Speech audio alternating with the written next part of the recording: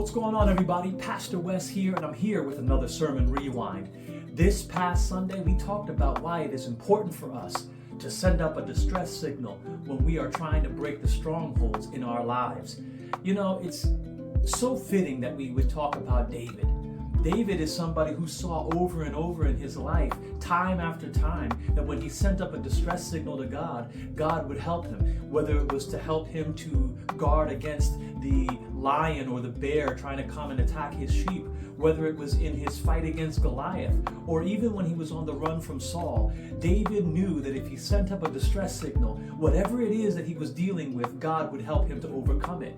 And so it is with our lives. When we are dealing with strongholds, we've got to send up a distress signal to God and ask God for the help that we need. There's a reason why the psalm in Psalm 91 says, I lift up my eyes to the hills from where my help comes from. My help comes from the Lord, the maker of heaven and earth. That is a distress signal that's being sent up to let God know, I need some help right now.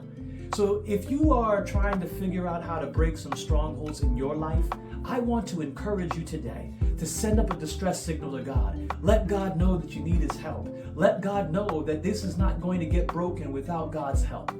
And I'm sure that God will hear from you and will allow your cry to reach His ears. If you want to hear the rest of that sermon, Distress Signal, go to Priesthood of Believers podcast on Spotify and you can listen to it right now. Take care and remain blessed.